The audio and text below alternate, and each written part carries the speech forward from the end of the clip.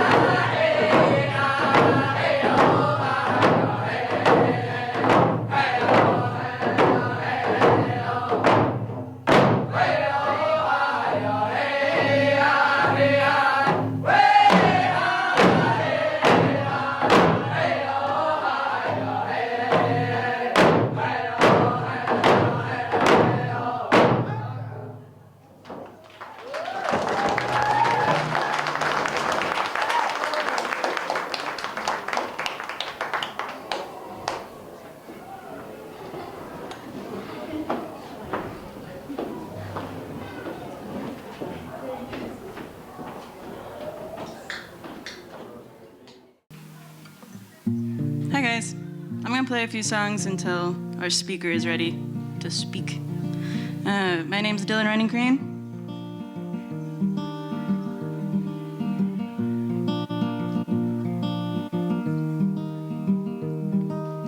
All I want is to keep moving on, but the stillness keeps me in check, and I haven't moved from this spot yet, and my couch will hold my body's shape for decades. Am I just a little girl throwing a tantrum at the world, and I kick and scream, but no one sees how I just need some comforting lullaby, a simple song of love. And I've got the skin of my wiser kin, and my grandma's hair, and my father's face, and my mama's love, and her dad's grace, and my sisters told me to never take it lying down. So you tell me why, after all these time, I still can't forgive the people who 2 years ago broke all the rules and spat in the face of a heart too young, naive and rude.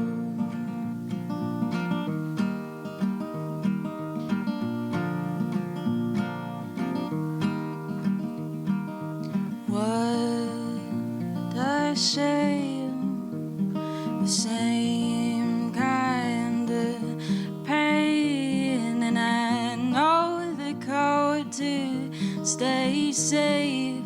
Scrape down my name and play the game. Laugh at the day and smile and wave, though they don't know.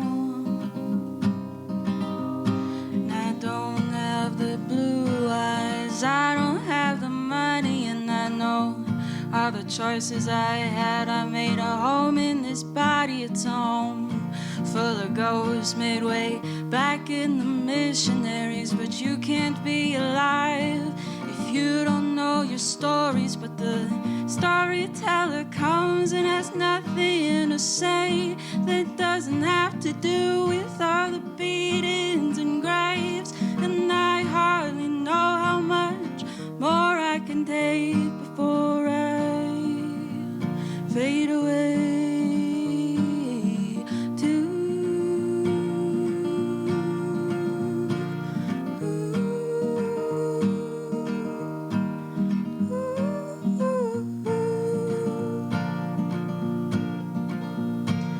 Tell me why, after all these times, I'd still choose to be on the losing side, with my blood and my hair and my brown eyes, and all of the rage I've got burning inside, young, naive, and rude.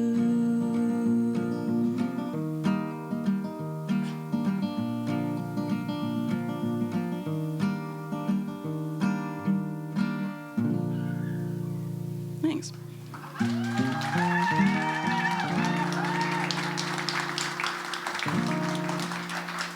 All right, our speaker's here to speak. I'll play more later, though. Try not to flash on me.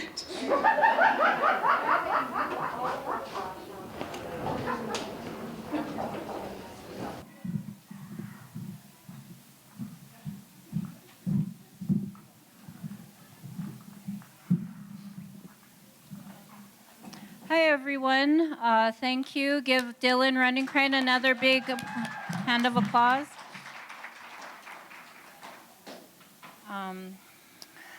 For those of you that don't know or just showed up, you guys can please come in, sit down.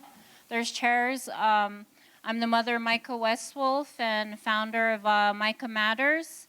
We just led a walk from the Jeanette Rankin Peace Center and all the way here to the ZACC. And thank you for those that have shown up and joined us with the walk. To me, it was very powerful. A very powerful walk, and as we walked through downtown Missoula all the way here, and I felt we got some positive feedback, some people honking, waving, shouting. That's always a good thing. And so I just wanted to update for those of you that have been following Micah's case. And then Wednesday, we felt that we were going to be going to trial. It's what we thought. And then all of a sudden, a few minutes before Sonny White's hearing, that's when the offer expires for a plea bargain. Lopatka took me, my husband, my dad out in the hallway and said that she wants to take the plea bargain. She wants to admit guilt today. And so that happened. It's kind of caught us off guard, and I didn't realize that how hard it was going to hit me to hear those words, the admittance of guilt from her mouth. But it did, and I've been calling this whole journey like bittersweet, because you're happy about something, you're happy about what we achieved, but then it's like, wait, it's still, you know, my last interview, we're still just in the beginning. We're still just she's officially charged, but we still aren't there yet. You know, it's still a long ways away, out of reach. And so also with that hearing became a mixture of emotions, because the system is not set up for minorities. That's not who the system favors in this, you know, in this, and it's not fair, it's not right. I mean, I was glad to hear those words come from her mouth, but then on the other hand, I'm not, you know. I'm angry, sad about how the unfairness of it. That's why voting and knowing who you elect into these positions and the laws, how they're made, that's why that is so important. These sentencing laws.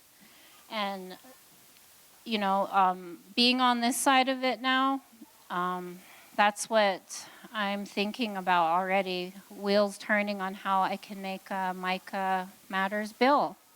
Add some years to the sentencing, you know, for a person involved in a hit and run accident, and where I could change that for families if it happens to them in the future, because it's not right, it's not fair. To me, that's not justice, you know. But regardless, Micah Matters, this movement that we have been doing, it is a movement led by love.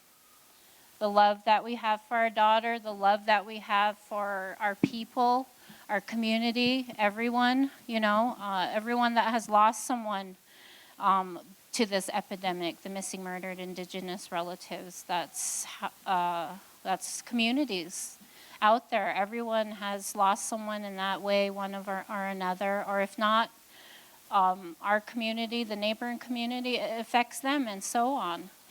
So, you know, some people can't say that they're not bothered by it at all.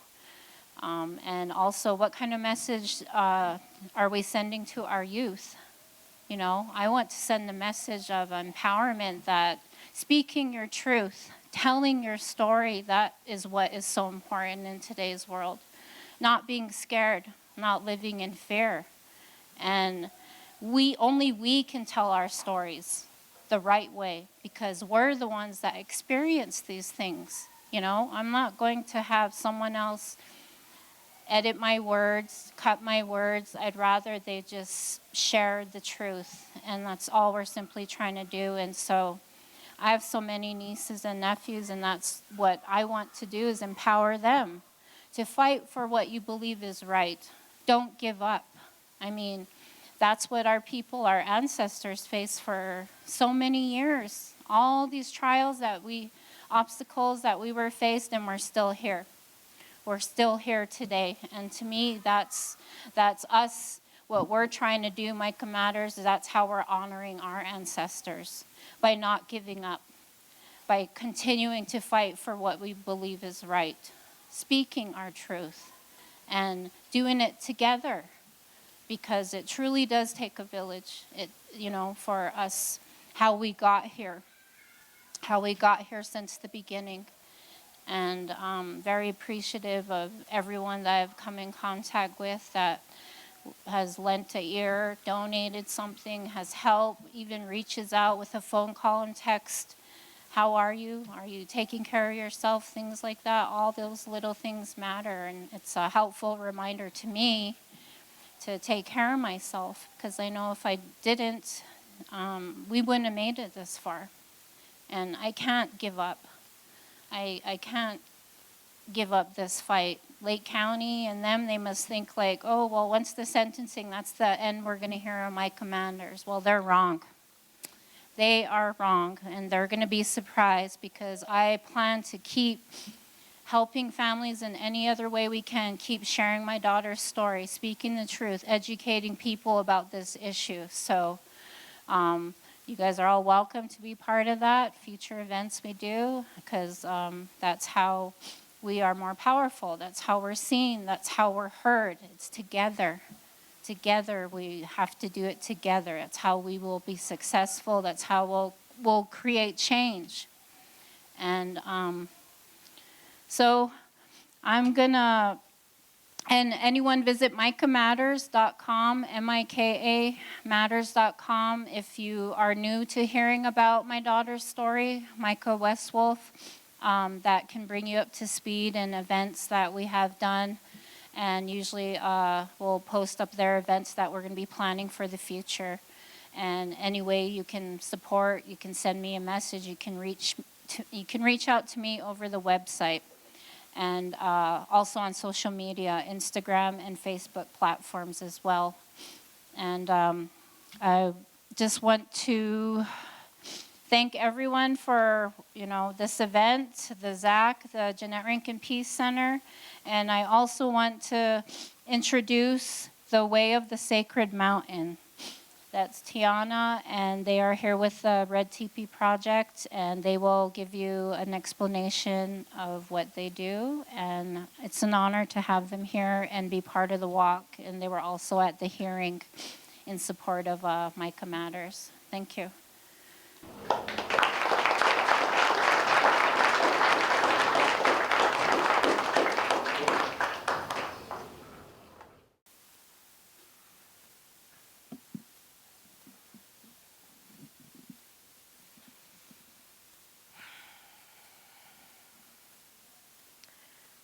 Thank you for being here. Thank you for listening to your heart.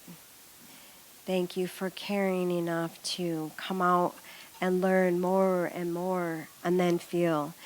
We are Way of the Sacred Mountain, and we are a nonprofit organization, a partnership that merged about 4 years ago. This is my partner Norm, and I'm Tiana. And our journey started because there was a cry and a call out to deal with this crisis of missing murdered Indigenous women, understandably recognized not only as a crisis impacting Indian country or our urban Native relatives, but this is a crisis that should impact us all because it's a betrayal against humanity. This is a human crisis. And so for this reason, we run these prayers. We run them on the roads as prayer runners. We run them in the mountains. We run them to the highest peaks. And you have so much beautiful mountains here. They're our ancestors. And when we offer this sacrifice, they hear our prayer. And so out of these prayers and this call, answering a call to try and find a way to create the change that Carissa was talking about that's going to create all of us. We began to run the prayers and then photograph our work. And then when we came together, we started bringing, Norm brought in the Red Teepee Healing Project, which is a prayer that we carry wherever we go across the nation. And it's a prayer that brings visibility to this crisis, and it also brings healing to our communities, and it also acts as a thorn in the side, as a confrontation to those agencies, those law enforcement agencies that aren't hearing us, to the judiciary system that is creating us and perpetuating the very act of eraser is still going on today. So our work, what you're witnessing today, has evolved out of this prayer that we're talking about. And so if you'll notice the teepees in the exhibit and the art along the wall and those altars along the wall that are made from our plant relatives, our acorns, our rocks, our sticks, our stones, those were gathered in prayer on the mountains for our sisters, for our families, for this issue, and to bring this to an end. So those altars have evolved out of a prayer run, and were done every day for almost 3 years. And now they're being paired with our sisters and families and relatives that we're meeting along the way. So we thank you, and we're honored to be here. We thank Dre and Michaela and the ZACC, and we're so grateful to Carissa and Claire, who have done everything in their power to bring us here, and for the work that we are going to collectively do to see this come to an end. So, is there anything you'd like to add? Well, I think the main reason we came to bring a lodge that will travel this territory, and Yolanda and Justin and Carissa and Claire will be carrying that lodge and keeping that intention, and it's going to be a beautiful thing, medicine for this community. And you're all invited. That's tomorrow at 10 a.m. We are having what we call a Red Teepee Healing Gifting Ceremony. That means in this territory, we are gifting a teepee for this community to carry and to carry the prayers of the loved ones, but also, again, just be visible wherever she needs to be visible. So if you have never come out and seen a teepee be raised in a way that is a traditional, honorable way, and the way that we're going to offer this, you're welcome to come out and experience the Red Teepee coming into this territory. So thank you. Yeah. So anyway, thank you so much, and we will see you. If you have any questions, and we also want to let you know too that you can take photos of any of our work that we are here to share, to get the message out. We have a lot of writing that explains more in detail what each of these things are. So feel free to take a photo and then get home and in your time read it. And it will educate you, and it will empower you, and it will heal you in ways that, and so this is why we do this work. So thank you for coming. Thank you.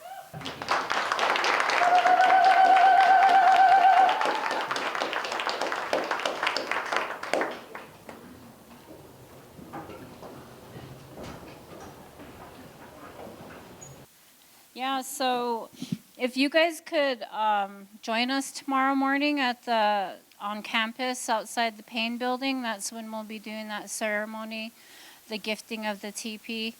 The more the merrier. I imagine it's not something that you'll see too often in this world, but I think it will be a very powerful day tomorrow, and I'm honored to be one of the caretakers of the Red Teepee, because that means a lot to me with what we've been doing for my daughter and also for other families as well.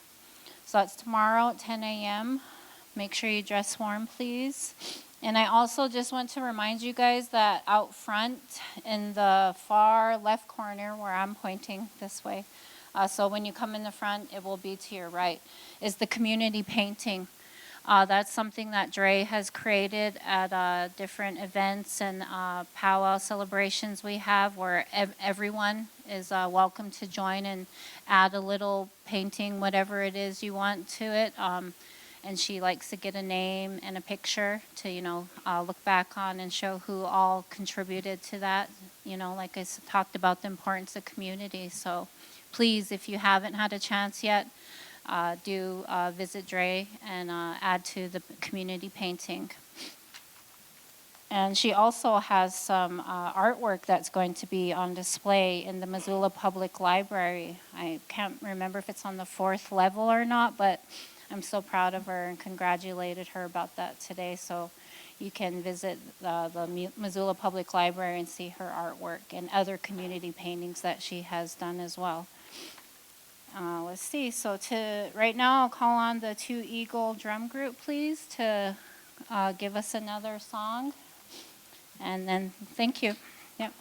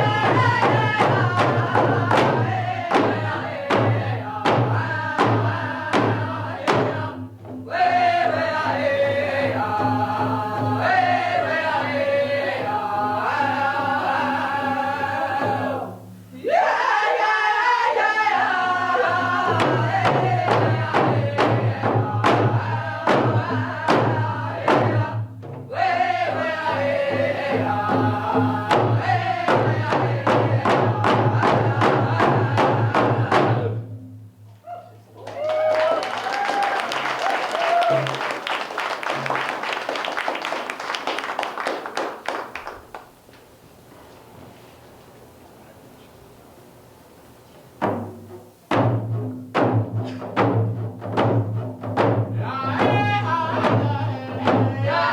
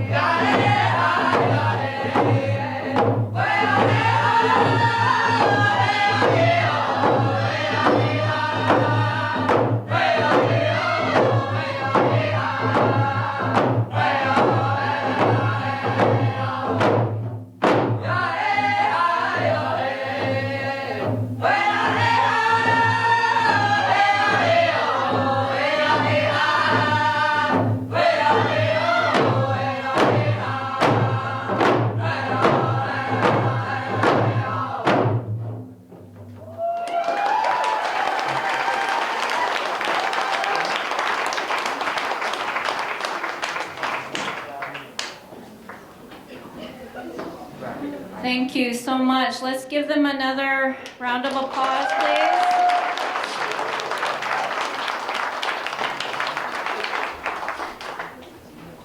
And these are youth that are carrying on, their culture and traditions. So to me, it's very, powerful, and I'm so appreciative that we have youth that are doing that today. Okay, so right now I'm going to read some more. Last year I read some of my daughter's poetry that she was writing, so I'm going to read some more from her little journal. This is when she was visiting family back home from, I want to say, January of 2023 to March.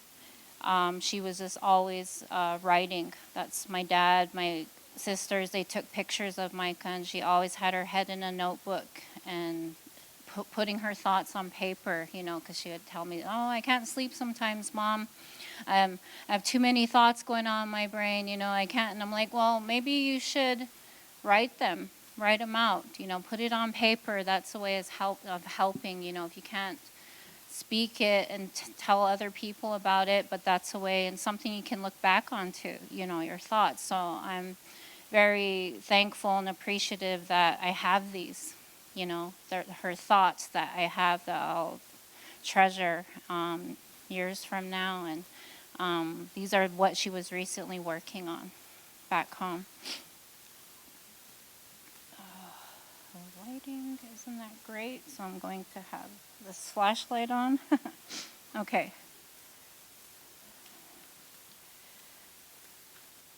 Okay. We use the written and spoken word to express the meaning of what one wants to convey. Yet it seems to be that most of our problems, whatever it be, relationships, divided political parties, or hatred towards one another, stems from miscommunication. Our 5 physical senses have proven to be limited insofar as communicating as clearly as possible. Scientific instruments may help us enhance our physical senses by helping us see, smell, taste, and feel more efficiently. Still, no matter what scientific instruments we use, we can only go so far, which conscious knowledge can't pass. Things that go beyond human understanding, beyond the physical dimensions, into the realm of metaphysical. Gosh, I'm still blown away. Sorry, time out, with how my daughter thought, how she had a way with words, and she was wise beyond her years. This is how she talked. This is how she would talk to us, how she would think, on a daily basis. And it just still amazes me, that this is how she was. And this is her putting her thoughts on paper. Okay, let's see. Things that go beyond human understanding, beyond the physical dimensions, into the realm of metaphysical suppressions, and a place where science is insufficient. With all the division going on, all the hate towards specific groups, and disagreements on how the world should reunite, may be that our form of communication is outdated. Our lacking knowledge and perspectives on words themselves have proven insufficient towards the many meanings a word can hold. It is virtually impossible to say what you mean and have another individual clearly understand what meaning you are trying to convey, because they are also drowned by their biases, perspectives on what the definition of a specific word may hold. So what we say gets lost in translation. Through our inadequacies and insufficient knowledge, the only solution I see towards living in a world of love and understanding is through a higher and advanced form of communicating. A process that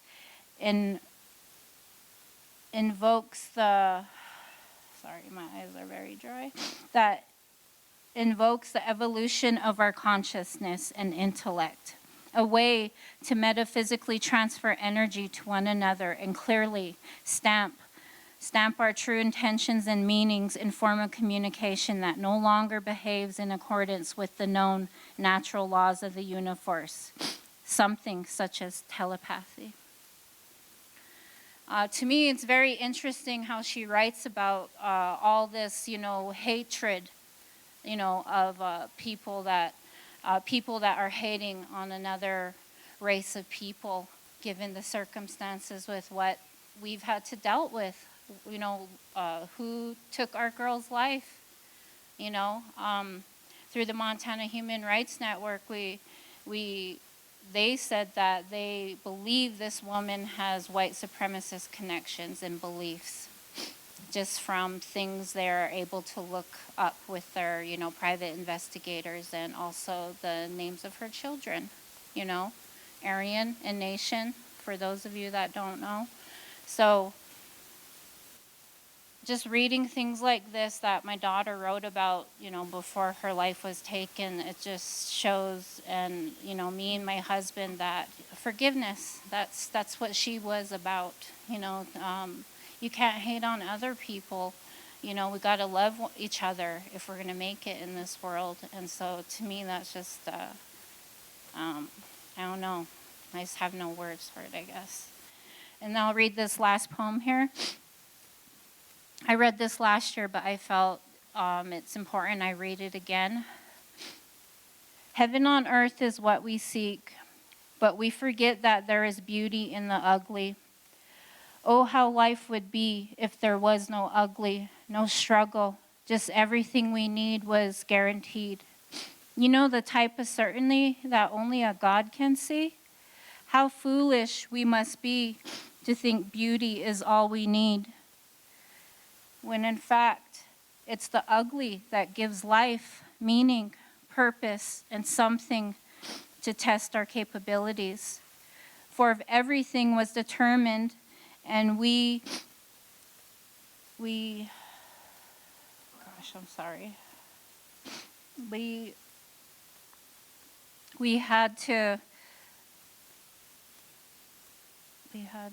had no spontaneity, life would be a solved puzzle that had no intrinsic meaning. We're here on earth to develop our souls. We're here to experience the whole range of emotions that come with being a human being.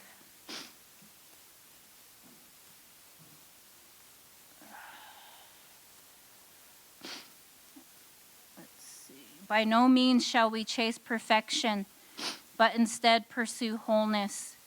So whenever you're feeling down, remember you choose to be on this earth at this exact time to develop your eternal soul and to return to the divine realms we come from.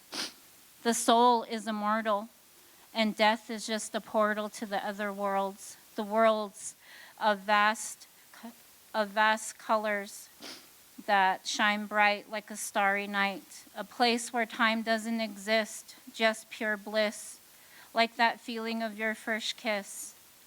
Why don't they tell us, though, about the place we call our eternal home? Is this because they themselves don't know? Or do they just want to keep us in control?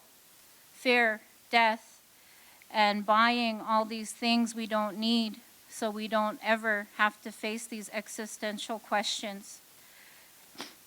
Because really, imagine if we all viewed all beings as divine souls, no skin color, no gender, no division through material possessions, how much better society would be. What if we flexed our eternal souls rather than these chains of gold that keep us slaves to this endless hole of wanting more? This continuum of perpetual meaningless motion can only be fixed by fulfilling our eternal souls. The law of attraction says that you are a living magnet and that you invariably attract into your life the people, ideas, opportunities, and circumstances in harmony with your dominant thoughts. When you think positive, optimistic, loving, and successful thoughts, you create a force field of magnetism that attracts like iron flings to a magnet. The very things you are thinking about, this law explains why it is that you don't have to be concerned where your good is going to come from. If you can keep your mind clearly focused on what you want and refrain from thinking about what you don't want, you will achieve everything you need to achieve your goals exactly when you are ready. Change your thinking and you change your life. And that's it.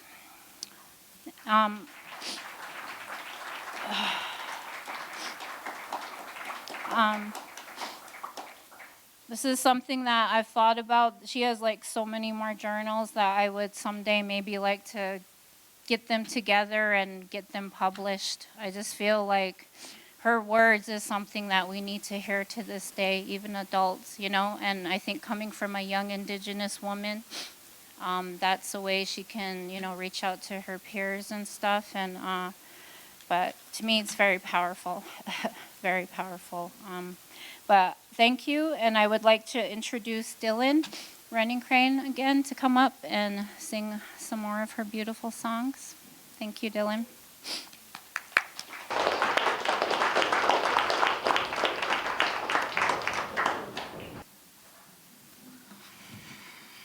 All right, this is a song. I'm going to raise this thing with 1 second.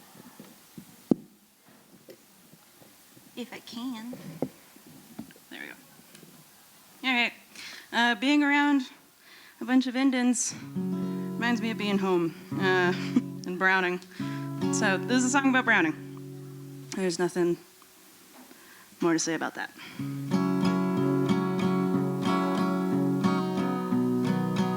I do think that I need like some dog barking in the background though to really feel. Thanks.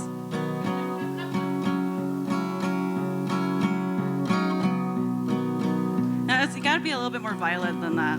That's too nice.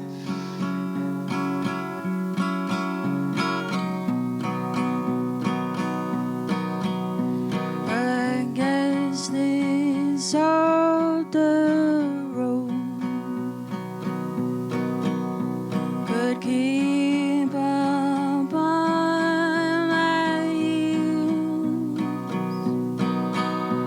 keep tripping me up. I scrape my knees over the ground. I still plead for the rest of my good time. When at last I left to roam, waved goodbye to my first home. I dreamt I drove away in bliss and bloom. Should I forget you soon? Wind, oh wind, clean me, keep me cool. Stay open wide, and I'll always come back to you.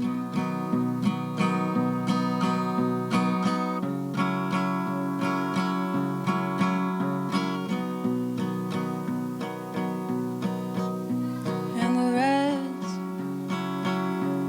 is shape and sound, all the lost and all the found. I'll build up the fire, I'll tend those trees, forage my food, burn the leaves just to find my way back around.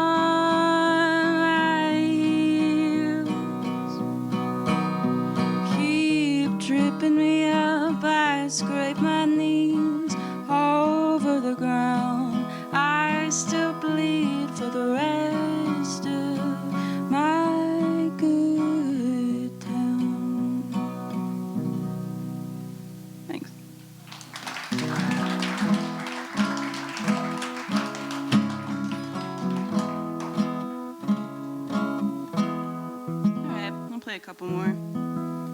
Also, it's First Friday. There's a lot of stuff happening.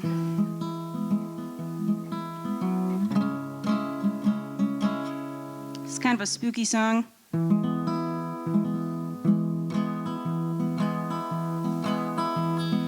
Drain my blood from my body. Put it in the dark bowl. Hang me to dry overnight. I'll find my way back home. 'Cause what else is there but our dog and the rain and the sky? Oh, what else is there but love in July?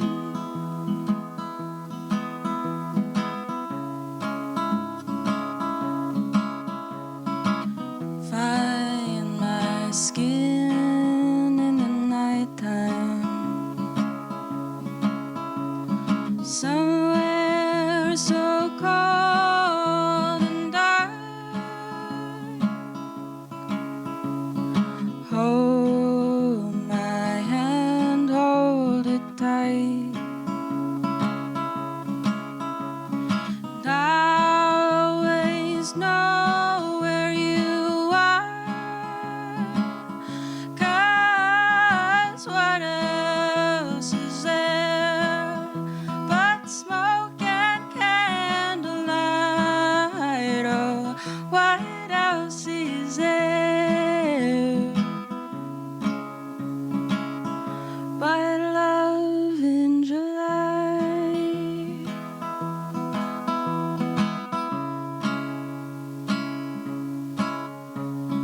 Dark moon, meteor shower. Baby dear, your higher power. 98 degrees and getting warmer. Oh, oh, oh.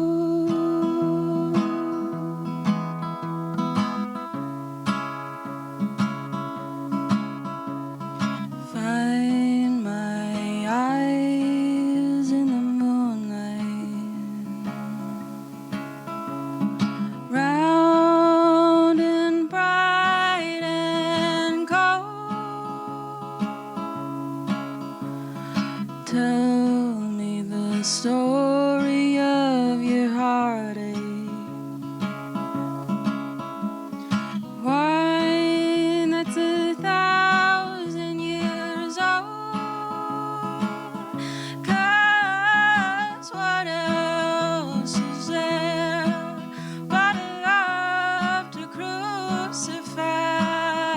Oh, what else is there but love in July?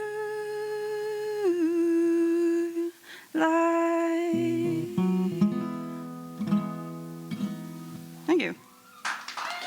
Yeah, I think I'm gonna stop it there for now. I want you guys to go buy some stuff from the vendors and such. Yeah, thank you guys.